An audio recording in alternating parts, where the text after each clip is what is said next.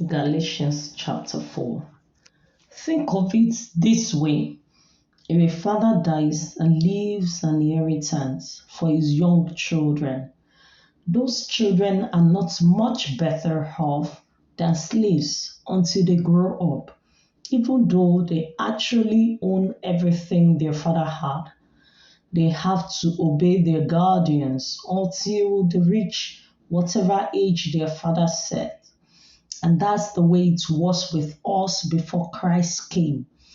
We were like children, we were like slaves to the basic spiritual principles of this world. But when the right time came, God sent his son, born of a woman, subject to the law. God sent him to buy freedom for us who were slaves to the law, so that he could adopt us as his very own children. And because we are his children, God has sent the Spirit of his Son into our hearts, prompting us to call out, Abba, Father. Now you are no longer a slave, but God's own child. And since you are his child, God has made you his heir. Before you Gentiles knew God, you were slaves to so-called gods that do not even exist. So now that you know God, or should I say now that God knows you, why do you want to go back again and become slaves once more to the weak and useless spiritual principles of this world? You are trying to earn favor with God by observing certain days or months or seasons or years. I fear for you. Perhaps all my hard work with you was for nothing. Dear brothers and sisters, I plead with you to live as I do in freedom from these things. For I have become like you Gentiles, free from those laws. You did not mistreat me when I first preached to you. Surely you remember that I was sick when I first brought you the good news. But even though my condition tempted you to reject me, you did not despise me or turn me away. No, you took me in and cared for me as though I were an angel from God or even Christ Jesus himself. Where is that joyful and grateful spirit you felt then? I am sure you would have taken out your own eyes and given them to me if it had been possible.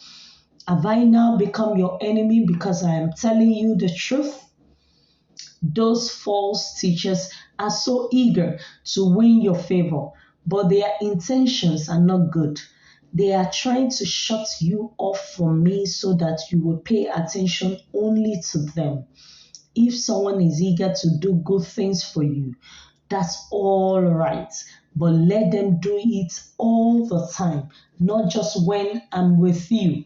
Oh, my dear children, I feel as I'm going through labor pains for you again, and they will continue until Christ is fully developed in your lives. I wish I were with you right now so I could change my tone. But at this distance, I don't know how else to help you. Tell me, you who want to live under the law, do you know what the law actually says? The scriptures say that Abraham had two sons, one from his slave wife and one from his freedom wife. The son of the slave wife was born in a human attempt to bring about the fulfillment of God's promise. But the son of the freedom wife was born as God's own fulfillment of his promise. These two women serve as an illustration of God's two covenants. The first woman, Hagar, represents Mount Sinai, where people received the law that enslaved them. And now Jerusalem is just like Mount Sinai in Arabia, because she and her children live in slavery to the law. But the other woman, Sarah, represents the heavenly Jerusalem. She is the free woman and she's our mother. As Isaiah said, rejoice, O childless woman. You who have never given birth, break into a joyful shout. You who have never been in labor, for the desolate woman now has more children than the woman who lives with her husband. And you, dear brothers and sisters, are children of the promise, just like Isaac. But you are now being persecuted by those who want you to keep the law, just as Ishmael, the child born by human efforts, persecuted Isaac, the child born by the power of the Spirit. But what do the scriptures say about that? Get rid of the slave and her son, for the son of the slave woman will not share the inheritance with the free woman's son.